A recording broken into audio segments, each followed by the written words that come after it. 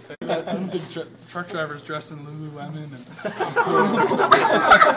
do you have a contract with them or something? Not yet. So I know you're Nike schooled. It might go against the contract. Yeah, hopefully it doesn't go against my contract. We'll keep it on this place. I wasn't aware of that. So.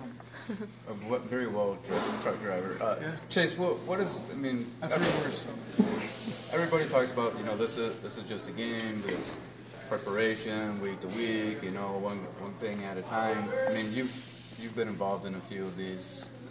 Can you kind of take us inside? What are you thinking right now when you think of Michigan State?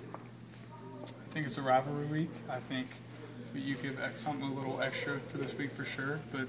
I mean, they had a good point. It is just another week, and we're just going to keep doing what we've been doing. And, we've kind of laid this foundation for success in the first couple weeks, and this is no different. It's 11 people versus 11 people. Like I said last week in an interview, they have a job to do. We have a job to do, and let's see who does it better. They're gritty, we're gritty, and I think we're going to be ready for this. We had a great practice today. And we're just going to keep building off that. You stayed in every play at Purdue, I think, right? Don Brown said that last week. How do you? I mean, physically, it didn't tax you at all. It was very hot. It's weird. I've been this way my whole life. Like no matter what I've done, I like to consider myself a winner. Also with the name thing, Winovich. It's probably in the blood. But I feel like as time goes on, no matter what I've done, if it's checkers, chess, I'm at pinball peeps down the street playing arcade games. Like as time goes on, like I learn how my opponents play and how the game works, and I feed off of it. I get energy. I start playing better, and then I see their weaknesses and I attack them. I exploit them, and I think and that's what it goes on. Like Coach Madison was kind of like laying out the outline for how we're gonna get subs and stuff, and I said I don't need a sub. I feel great. And I felt better as time went on. So. Chase, what is it like? I mean, you're getting a little bit of attention now. I mean, entering the season, people were talking about the defensive line as a whole. They were talking about Mo. They were talking about Rashawn. Now they're starting to mention Chase Winovich as well. What is that like for you? Just kind of getting a little bit of name credit there. Yeah, it's good, and it's one of those things. I feel like it's kind of like an idea. Like you have an idea, and it's like crazy, and then people say, no way, and then eventually people start seeing, oh, maybe this is the case, and eventually everyone believes it. It probably won't happen with bleached hair. Most people probably won't bleach their hair like me, but I feel like that's kind of what happened with me. Like I was kind of out there, and I don't think people viewed me as the weak link necessarily, but I definitely didn't feel like I had the respect for being a person that. If you look at like PFF, I think they rated me as like the number 1 or number 2 returning pass rushing person in efficiencies from a efficiency standpoint, and come out here and maybe earn some of that more respect. It's great, but none of that's possible without my teammates. And Mo Hurst and Rashawn do a great job of handling their business, which makes my business possible in doing my job.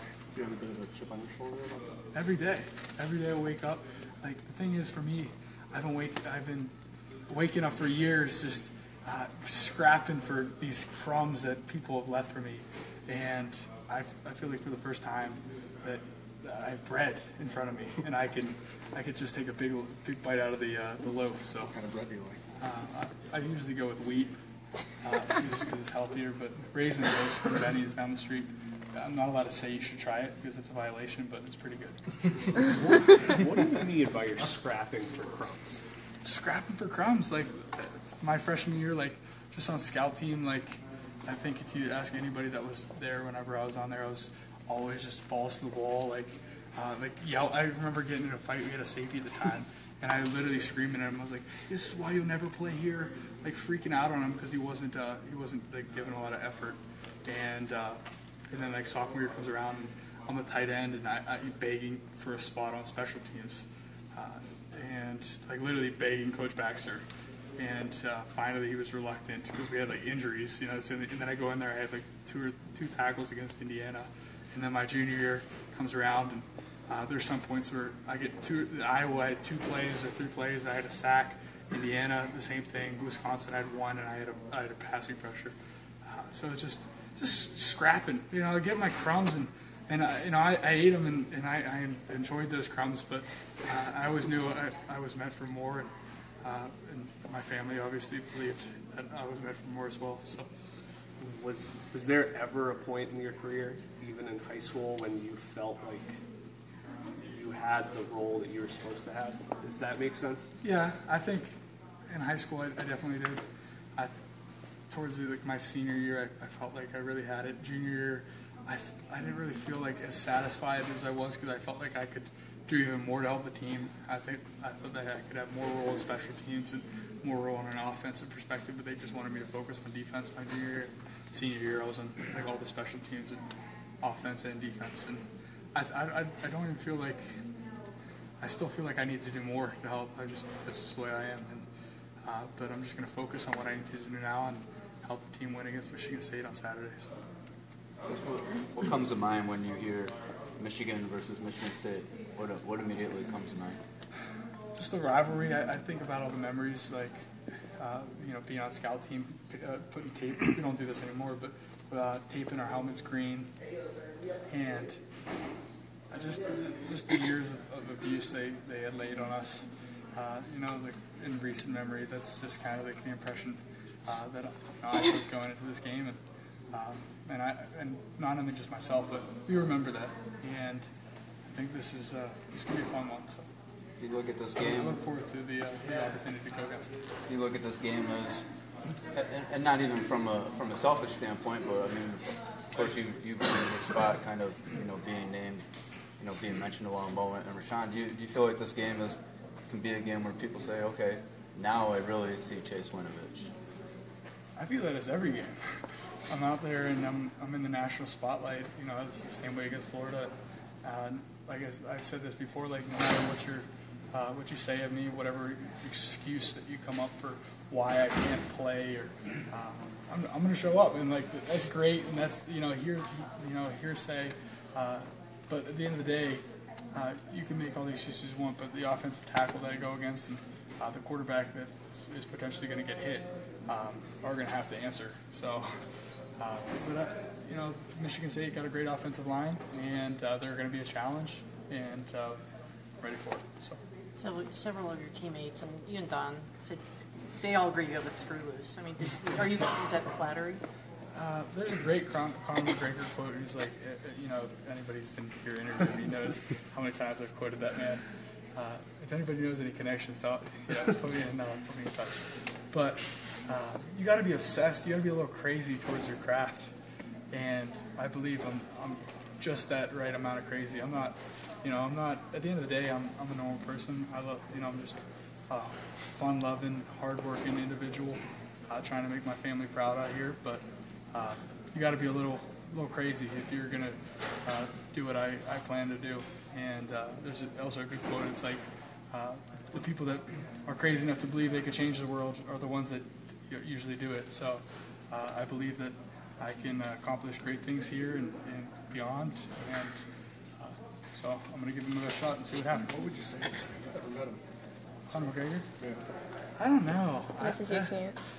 This is my chance? This is your chance. I don't want to sound like a fanboy, so your smile's taking I love to just be boys with them. I think we get along great. I think we got a pretty similar mindset. We're hardworking people, like to keep our circle not too big. And first off, I'd like to thank him for inspiring me through his interviews and the way he carries himself. So when did you first? When did he first inspire you? That correlates with my success in my mind. Like I've been playing defensive end for about 18 months, and I started training that winter.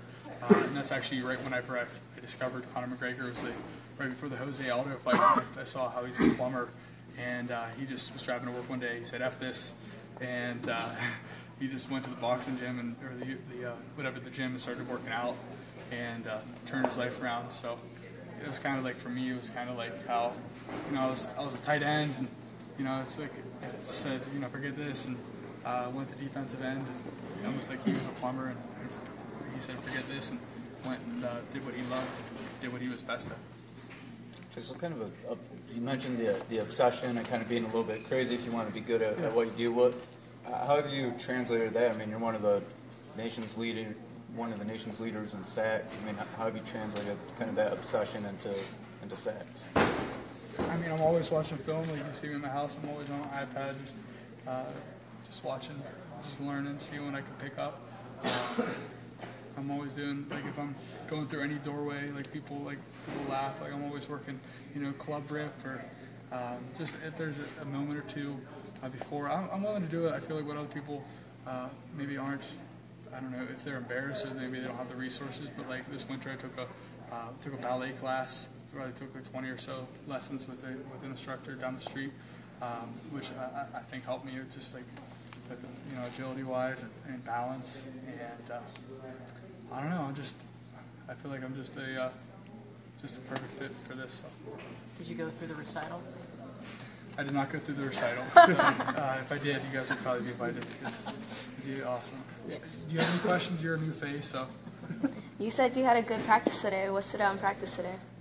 It was like a lot of times, like when you're going through this, like it'll be great for one person or one side of the ball rather will have a great practice. But from what I gather, everyone had a great practice. The defense and the offense, and that's it's not rare, but it's a good sign. That's what you want, like going into this game, and we're just firing on all cylinders. Would you recommend ballet to anybody else?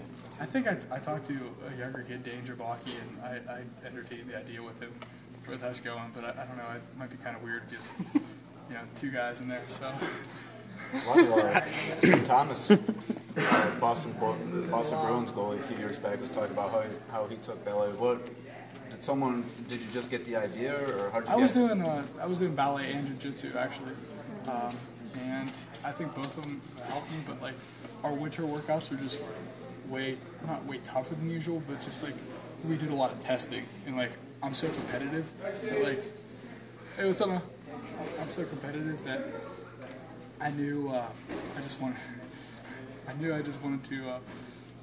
to win those drills, like trying to be first every day. And I felt like jiu-jitsu, there was boxing and then there was jiu-jitsu.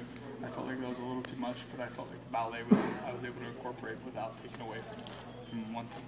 Yeah, I feel like I've neglected this side. All right. I'm good. Thanks. Cool. Thanks, Chase. Yes, Chase. Okay, go ahead. All right, everybody. Hey, that was Chase Winovich. Hope you enjoyed. He's a very entertaining, gregarious guy, very outgoing. This is Kevin Goheen with land10.com. Look out for Rachel Lindsay's going to have a larger profile on Chase here in the next week. I think you're really going to enjoy it.